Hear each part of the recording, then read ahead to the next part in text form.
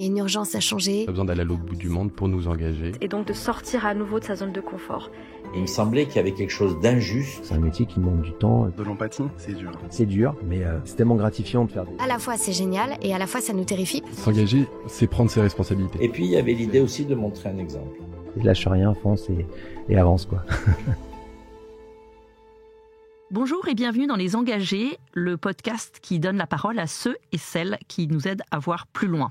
Aujourd'hui, j'ai le grand plaisir de recevoir Nicolas Gradiel, cofondateur de la Cravate Solidaire. Bonjour Nicolas. Bonjour.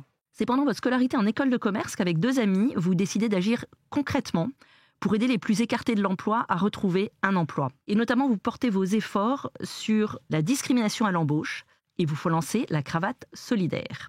Vous allez nous expliquer tout ça. Nicolas, j'ai une première question.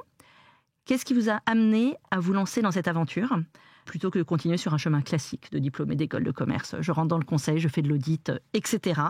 Est-ce qu'il y a une rencontre ou un événement en particulier qui a tout déclenché? Alors effectivement, on s'est rencontrés, nous on venait de ville en banlieue parisienne, on s'est rencontrés à travers cette école-là et on a été mis dans la catégorie des entrepreneurs puisqu'on a choisi cette spé et on a été éveillés à ce qu'était l'économie sociale et solidaire, donc ça nous a tout de suite intéressés. Et effectivement, on a vite constaté, à travers le fait qu'on était à la Défense et qu'on voyait des gens en costard-cravate tous les jours, que nous, on avait dû aussi s'équiper d'une tenue pour aller passer nos entretiens, que ça pouvait représenter un frein. Et à travers les différents cours qu'on a pu avoir et comme je le disais, les conférences auxquelles on a pu assister sur le sujet, on s'est dit que ça pouvait être une bonne idée de lancer ce projet-là qui consistait simplement au départ à collecter des tenues et à les redistribuer gratuitement à des personnes en recherche d'emploi. Ça, c'était il y a 10 ans. Plus de 10 ans maintenant, ouais. Plus de 10 ans maintenant que la Cravate Solidaire existe. Combien de personnes vous avez accompagnées? Alors, depuis plus de 10 ans, on a accompagné plus de 20 000 personnes en France. Et la beauté de ce projet-là, c'est avant tout d'avoir créé ça de manière spontanée. C'est vraiment une démarche citoyenne très spontanée. On a copié-collé des statuts déposés à la préfecture. On a fait cette petite blague pour fêter nos 10 ans, mais on a fait un Shifumi pour définir qui était le président de l'asso. Et en fait, c'est une asso qui a fait des petits parce qu'on est beaucoup passé dans les médias, on a été beaucoup mis en avant et il y a beaucoup d'autres citoyens en France qui se sont mobilisés, qui nous ont contactés spontanément en disant voilà, moi aussi, j'aimerais qu'il y ait une cravate solidaire dans ma ville. Et on a essayé de les accompagner au mieux qu'on pouvait pour dupliquer un peu ce petit concept-là qu'on avait créé. Et aujourd'hui, il y a 14 antennes en France, donc... Dans énormément de villes, donc il y a Lille, on peut les citer, enfin bon, citez pas les 14, mais on peut en citer quelques-unes. Le quiz piégeux. Il y a 14 villes, Lille, Bordeaux, Marseille, Lyon, Rennes, la petite dernière, Pau, Clermont, ceux que j'ai pas cités m'excuseront, mais vous pouvez aller voir sur le site internet de l'association, vous retrouverez facilement les contacts de chacune des villes. Ouais. Alors, pour rentrer dans le vif du sujet, l'action de la Cravate Solidaire part d'un constat. Il y a une discrimination à l'embauche sur les personnes éloignées de l'emploi, exclues, à la rue. Effectivement, il y a un organisme qui décrit ça, qui est un organisme indépendant, qui est le Défenseur des droits, qui produit des rapports. Et effectivement, l'apparence physique est une des principales sources de discrimination à l'embauche. Nous, c'est celle sur laquelle on a décidé de s'attaquer, sans le savoir au départ, mais finalement qui est devenue une évidence au fil du temps. Et c'est une discrimination qui est... palpable parce que c'est très concret, c'est-à-dire qu'un recruteur, il va vous juger dans les 2 premières secondes où vous arrivez et il va avoir tendance à vous mettre dans une case.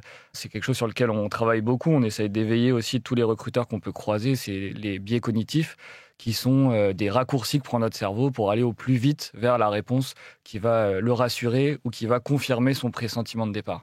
Et du coup, l'apparence fait entièrement partie de ça parce que on va avoir une personne qui va arriver devant nous et d'office, on va se dire, OK, elle va faire le job ou pas et on va avoir tout de suite un a priori qu'on va dérouler pendant tout l'entretien. Alors, pour lutter contre ça, est-ce que vous pouvez nous expliquer concrètement comment ça se passe, un atelier chez vous? On vous adresse des gens par des associations ou des gens viennent vers vous spontanément et vous les prenez en main pendant quelques heures, vous leur prêtez des habits, vous leur donnez des habits, pardon. En fait, nous, on se situe en bout de chaîne d'insertion, donc on a plus de 90% des personnes qui sont accueillies dans l'association qui sont orientées par des associations partenaires. Donc, c'est des associations qui vont avoir des parcours d'insertion qui durent 6 mois, 1 an, 2 ans. Vous en connaissez sûrement, les pôles emploi, les missions locales, l'AFPA, les chantiers d'insertion, les centres d'hébergement, etc. Nous, l'idée, c'est de leur proposer un atelier qui va durer entre 2 et 3 heures. Donc, on va les accueillir dans notre local après avoir pris rendez-vous. Et on va leur proposer 4 étapes. Donc, la première, ça va être l'accueil. On va essayer de comprendre leurs appréhensions de l'entretien, là où ils en sont dans leur parcours, s'ils ont un entretien d'embauche de prévu, leur connaissance aussi des codes de l'entreprise, parce que mine de rien, on va vraiment travailler là-dessus. Ça, c'est la première partie. Ensuite, on va leur proposer de passer avec des bénévoles qui sont coachs en images, où l'idée, ça va être, dans un dressing assez fourni, de trouver la bonne tenue pour le bon job. Certains jobs nécessitent des codes particuliers d'un point de vue vestimentaire. Quand on parle de la sécurité, ça va vite être un costard noir, une chemise blanche par exemple. Et du coup, l'idée, ça va être qu'avec le coach en image, ils vont avoir un moment assez ludique de 45 minutes, 1 heure, pendant laquelle ils vont pouvoir essayer les différentes tenues qui sont mises à leur disposition. Cette tenue, comme vous l'avez presque bien dit, est donnée à chacun des candidats. Et donc, elle vient de particuliers, d'entreprises, de ces tenues. Elles vous sont données aussi par des marques, par des... C'est ça, oui, on a plusieurs canaux de dons, les particuliers qui font des dons spontanés qui viennent jusqu'au local, les collectes de vêtements qu'on organise en entreprise, donc qui sont des événements sur 4-5 jours pendant lesquels tous les collaborateurs peuvent participer et déposer les vêtements qui dorment dans leurs armoires. Et les entreprises de textile qui nous donnent leurs invendus et leurs fins de série à travers notamment la loi qui est passée récemment, la loi AGEC, qui nous permet aussi d'apporter des réponses concrètes aux entreprises qui pourraient avoir du surplus. Pardon, je vous ai interrompu dans le process de exactement l'atelier. Ce que j'allais vous dire, je reviens sur mon petit atelier coup de pouce donc on en était à la 2e étape où la personne est maintenant en tenue qu'elle a choisie avec le bénévole coach en image qui va être donc adapté au projet professionnel mais surtout à ses goûts. Et le but, c'est que ce soit un moment ludique à travers lequel donc on va prendre confiance en soi. Qu'elle se sente bien dans ses habits. Voilà, c'est ça, ça va être... En fait, au départ, les gens n'ont pas forcément envie de mettre un costard. Moi-même, j'ai pas du tout envie de mettre un costard le matin, mais des fois, il faut le faire. Et là, l'idée, ça va être d'utiliser ce moment un peu fun pour essayer une chemise, essayer une petite veste, voir comment ça peut nous aller. Pourquoi pas essayer de mettre une cravate si on en a envie. Pour les femmes, ça va être mettre un petit foulard, un accessoire supplémentaire. Et du coup, l'idée, ça va vraiment être de jouer avec cette tenue et d'être au fur et à mesure à l'aise dans ses baskets.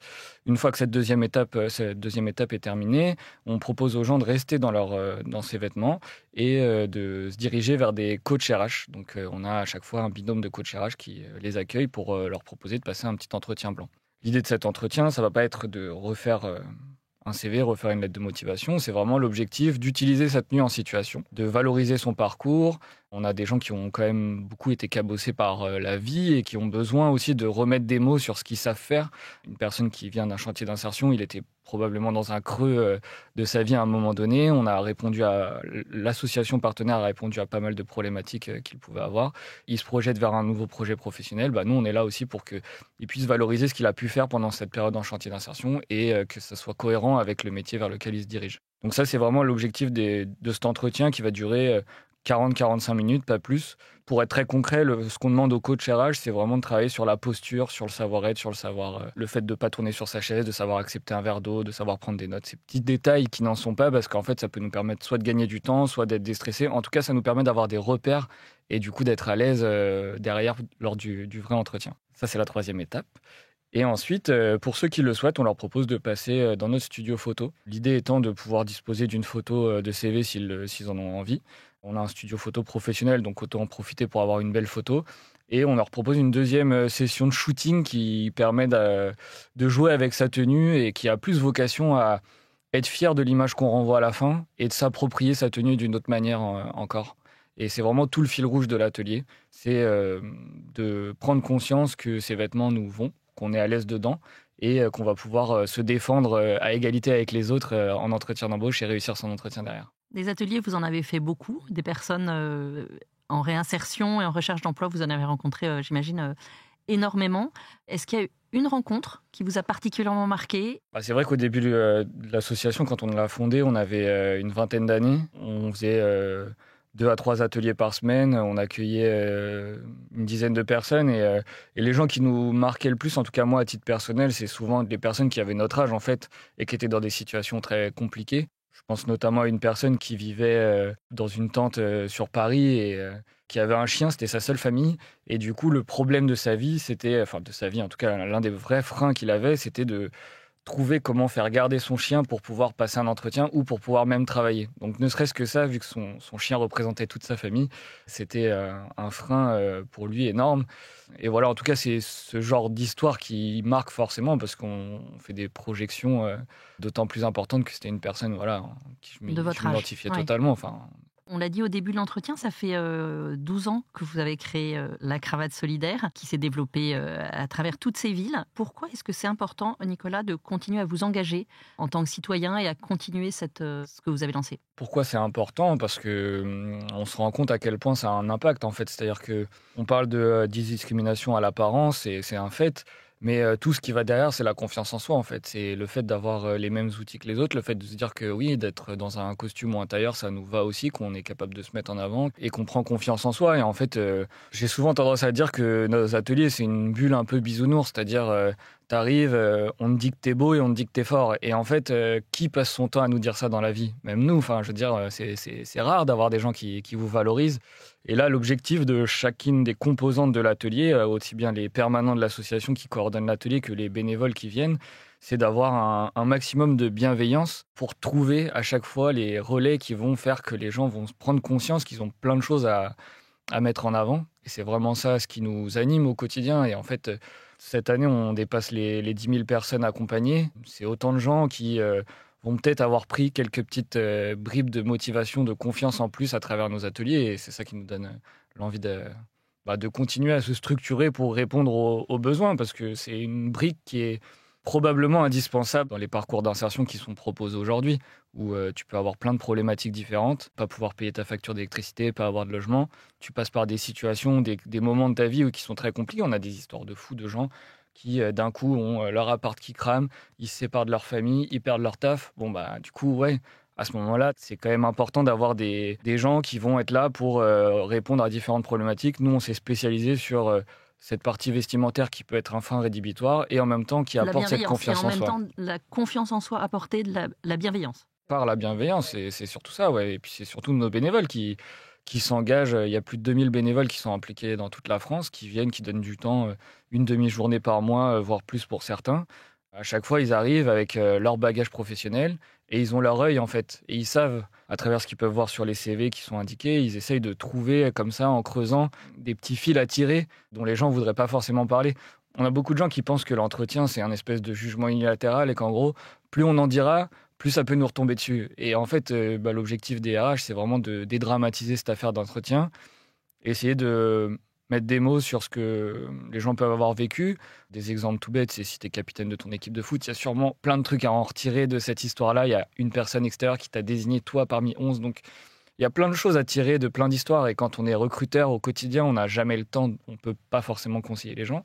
Et c'est pour ça que les gens s'engagent aussi, c'est qu'ils ont le temps chez nous de faire ce qu'ils n'ont pas le temps de faire ailleurs, et ils ont plein de fils à trouver, à tirer chez les candidats qu'on accompagne. À t'entendre, on a envie d'aider la Cravate Solidaire. Alors qu'est-ce que tu dirais aux gens qui écoutent? Comment est-ce qu'on peut vous aider à apporter de l'aide concrète, de la bienveillance?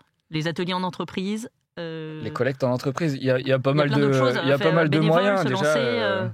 Je pense qu'il y a 14 antennes. Vous avez forcément une antenne de la Cravate pas trop loin de chez vous. On a des bus itinérants qui circulent, qui vont dans les milieux un peu plus ruraux. Donc, vous avez aussi l'occasion de vous déplacer pour vous rendre compte de ce que fait la Cravate au quotidien. C'est une chose. Déposer des vêtements qui peuvent dormir dans vos armoires. Je pense que tout le monde a au moins quelques vêtements. Si j'en crois les chiffres de textiles, de production de textiles annuels et de consommation en France, je pense que tout le monde a des petites choses qui dorment dans leurs armoires. Donc, les redonner à l'asso, c'est déjà un premier pas. Ensuite, en parler, organiser des collectes de vêtements dans votre entreprise. Dire ça, c'est un événement fédérateur, tout le monde peut participer, tout le monde a des choses qui dorment dans l'armoire. Et on essaie derrière d'envoyer des petites photos de candidats, d'ateliers, de vie qui se passent à l'asso pour que les gens puissent se rendre compte à quoi ça a servi. Et après, vous pouvez vous engager à titre bénévole. Donc, chaque asso a son fonctionnement, mais en général, il y a une petite réunion d'information qui est organisée pour parler un peu du cadre de l'association, ce qu'on attend des bénévoles et comment ça s'organise. Et derrière, d'être soit coach RH, soit coach en image, sachant que l'idée, c'est d'avoir déjà recruté dans sa vie pour les coachs RH. Et pour les coachs en image, on n'a pas nécessité d'avoir un diplôme de conseiller en image comme ça peut exister. C'est vraiment d'avoir une appétence pour la mode et d'avoir cette bienveillance pour pouvoir transmettre les codes de l'entreprise de manière ludique et s'adapter aux gens qu'on a en face de soi. Merci Nicolas, on en vient à la fin de notre entretien et j'en viens à la question rituelle des engagés. Si tu étais à ma place, Nicolas, quel engagé inviterais-tu ?